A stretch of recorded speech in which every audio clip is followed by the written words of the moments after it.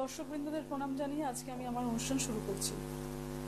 দেখুন, আমাদের জীবনে অনেক ধরনের যন্ত্রণা, ব্যথা, পাশাপাশি কিছু আনন্দ, কিছু ভালো থাকা, কিছু এক্সপেকটেশন আমরা কিন্তু করেই থাকি। এক্সপেকটেশন অর্থাৎ কি, আমরা আমাদের আত্মীয় পরিজন, প্রিয়জন তাদের কাছে কিছু আশা করে থাকি। তো আশা তো করলাম, সেই আশাটা যখন পূর্ণ হলো না, ঠিক সেই জায়গায় কি ধরনের মানসিকতা হতে পারে, সেই মানসিকতার আপনি এফেক্ট অর্থাৎ প্রভাব জীবনে কোথা থেকে কোথায় নিয়ে যেতে পারে। হ্যাঁ, আমি ঠিক কি বলতে চাইছি, অ্যাকচুয়ালি আমি বলতে চাইছি যে যেটা নিয়ে আমি আলোচনা আগের দিনও করেছি, যে মেয়ে হিসেবে এটা অনুভব করেছি, একজন মেয়ে হিসেবে এটা অনুভবের জায়গা এসছে, একজন মানুষ হিসেবে এটা অনুভবের জায়গা এসছে, একজন পেশাগত জায়গায় দাঁড়িয়েও এটা অনুভব করেছি যে মানুষের জীবনে বেশিরভাগ সময়টা প্রচুর অ্যাংজাইটির মধ্যে দিয়ে যায়, অর্থাৎ চিন্তা, টেনশন, এইরকম একটা জায়গা দিয়ে আমরা যাই। যার কাছে সমৃদ্ধি রয়েছে তার কাছে শান্তি নেই, কোনো কোনো ক্ষেত্রে দেখা যাচ্ছে। তো এই যে সমৃদ্ধি রয়েছে, শান্তি নেই, আমি আজকে এটা নিয়েই আপনাদেরকে একটুখানি শেয়ার করব আমার এক্সপেকটেশনসের জায়গাগুলো, যেগুলো এক্সপিরিয়েন্স আমি আমার জায়গা থেকে করে এসেছি, সেই জায়গাগুলো। অর্থাৎ কোথায় আপনি এক্সপেক্ট করবেন, কোথায় করবেন না, কোন প্ল্যানেটের জন্য। এই জ্যোতিষের আলোচনা তো আমাদের গ্রহ ছাড়া হয় না, নক্ষত্র ছাড়া হয় না। এই 9টা গ্রহ, বৈদিক জ্যোতিষের 9টা গ্রহ, 27টা নক্ষত্র, এই নিয়ে আলোচনা। তো আমি বলবো, যে সমস্ত মহিলারা প্রফেশনাল, তারা প্রফেশনালি তারা অফিসে চাকরি করছেন, বা তারা ব্যবসা করছেন, বা কেউ সেলফ এমপ্লয়েড অর্থাৎ নিজেরাই নিজে কিছু কাজ করেন, ঠিক আছে, প্রত্যেকেই কিন্তু কর্মজীবনের সঙ্গে যুক্ত।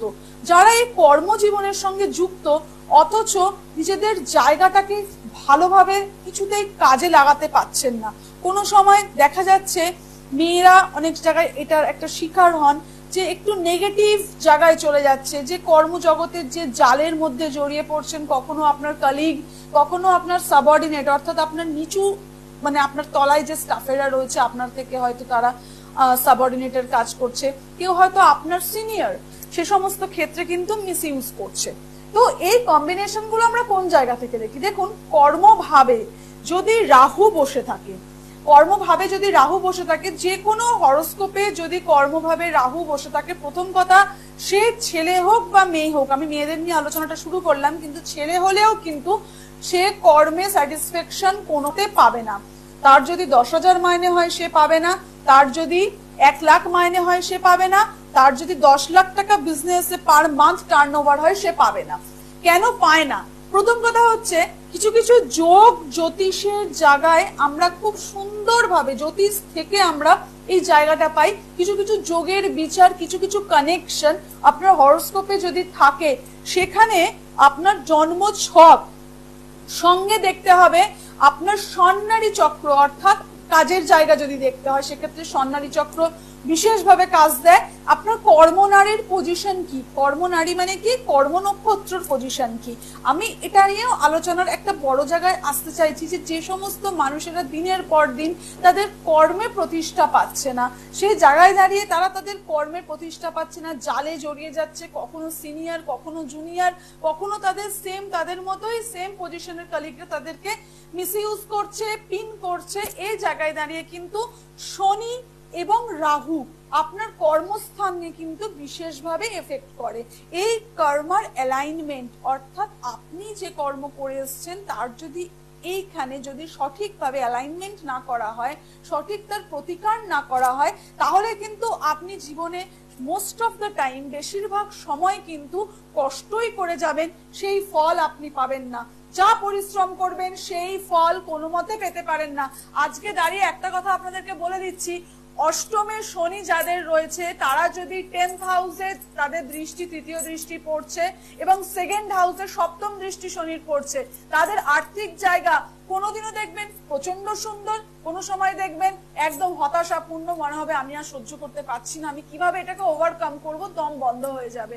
সেই জায়গা থেকে দাঁড়িয়ে কিন্তু আমাদের সঠিকভাবে জন্মছকটা দেখা দরকার। এবং কোনো কোনো ক্ষেত্রে আমরা এটাও দেখেছি যে রাহু যখন 10th হাউস রিলেট করে দেয় বা পঞ্চম ভাবকে রিলেট করে দেয়, পঞ্চম ভাবকে রিলেট করলে কি সমস্যা হয়, পঞ্চমে যদি আপনার রাহু বসে থাকে তাহলে একাদশে কেতু বসে থাকছে। তো এই যে কাজের জায়গায় আমরা যখন কাজ করি কি জন্য, অর্থের জন্য কাজ করি, তো অর্থ তো ইনকাম করতে হবে, সেটা আপনি যে পরিশ্রম করছেন সেই পরিশ্রমের সঠিক মানে আপনি সেই জায়গাটা সঠিক মাপের জায়গাটা আপনি প্রতিষ্ঠাটা পাচ্ছেন কিনা, সেইটা কিন্তু একটা বড় জায়গা। দেখুন, শব্দ চয়ন করে বলা যেমন একটা বড় জায়গা, আপনার পরিশ্রমের সঠিক ফল পাওয়া এটাও কিন্তু কপালের একটা বড় ব্যাপার হয়। ডেস্টিনি কিন্তু এখানে অনেক বড় ম্যাটার করে। 60% তো আমি বলে এসেছি যে প্রারব্ধ আপনি যা করে এসছেন, কিন্তু কর্মের জায়গাটা যেটা আমাদের কর্ম, আমাদের পেশা, আমাদের অ্যাটিটিউড, ব্যবহার, কর্ম স্থান, এই জায়গাগুলো কিন্তু 40%-এর মধ্যে পড়ে, অর্থাৎ যেটা আপনার হাতে রয়েছে। আপনার হাতে রয়েছে মানে কি, এটা থেকে আপনি কিন্তু বিভিন্ন প্রতিকার করে আপনার কর্মের জায়গাটাকে ভালো জায়গায়, যেটা আপনি ডিজার্ভ করেন, অর্থাৎ যে জায়গায় আপনি যেতে পারেন, আপনার ক্যাপাসিটি আছে, আপনার নলেজ আছে বা জ্ঞান আছে, আপনি সেই জায়গায় নিজেকে নিয়ে যেতে পারেন। এই যখনই পঞ্চমের রাহু একাদশের কেতু থাকবে, সেই জায়গায় কিন্তু প্রথম ডিস্টারবেন্স করে দেবে। কে ডিস্টার্ব করবে? আপনি কিন্তু কোনো সময়তেই আপনার অভিষ্ট ইচ্ছা ফলপ্রসূ হবে না, কোনো একটা জায়গায় কিন্তু অর্থ ভাগ্য আপনাকে ফাঁকি দেবে। এবং এই সপ্তমে যে বললাম শনি, অষ্টমে যে শনি বসে রয়েছে, অষ্টমের শনি দ্বিতীয় দৃষ্টি দিয়ে যদি রাহুকে সঙ্গে কনজাংশন করে দেয়, তাহলে এই অর্থর জায়গা, কাজের জায়গায় ডিস্টার্ব বিশেষভাবে হবে। মেয়েদের ক্ষেত্রে আমি শুরু করেছিলাম মেয়েদেরকে নিয়ে, কেন মেয়েরা বিশেষভাবে এই সমস্যায় পড়বে। কোনো কোনো ক্ষেত্রে ছেলেরাও পড়েন, কিন্তু মেয়েরা বিশেষভাবে পড়েন। অনেক জায়গাতে সিনিয়রদের কাছে তারা কিন্তু অনেক রকম ভাবে মিস ইউজ হয়ে যায়। জায়গাটা হয় শুধুমাত্র রাহুর জন্য, যেখানে নেগেটিভ মঙ্গল যখন নেগেটিভ হয়ে কাজ করবে, জন্মচক্রে রাহু যখন নেগেটিভ থাকবে, সেখানে যদি কর্ম জায়গাটা যদি রিলেট করে, কানেকশন করে দেয়, রাহু আপনার 10th হাউস 2nd হাউসের সঙ্গে কানেকশন রিলেট করে দেয়, তাহলে কিন্তু জেনে রাখবেন আপনার কর্মস্থানে কিন্তু আপনি আপনার যথেষ্ট জায়গা পাবেন না, কেউ না কেউ আপনাকে দমিয়ে রাখবে, চোখের জলে নাকের জলে পরিস্থিতি হয়ে যাবে, কোনোভাবে সেখান থেকে বেরোনো সম্ভব নয় প্রতিকার ছাড়া। কোনো কোনো জিনিসের প্রতিকার হয় না, এটা পরিষ্কার করে বলে দিই যে এই এই জিনিসের প্রতিকার হয় না। এখানে আপনি প্রতিকার যদি করেন, কিছু জপ, কিছু মন্ত্র বা যদি কিছু হোম বা যজ্ঞের মাধ্যমে যতটুকু করা হয়, সেটাতে আপনি এই পার্সেন্টেজ রেজাল্ট পাবেন, সেটা বলে দেওয়া হয় ডাইরেক্ট।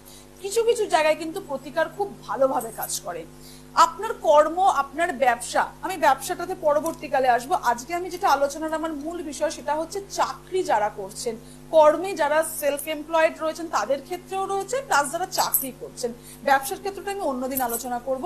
চাকরির ক্ষেত্রে আমি বলবো যে শনির জায়গাটাকে বিশেষভাবে আপনাদের মাথায় রাখা দরকার।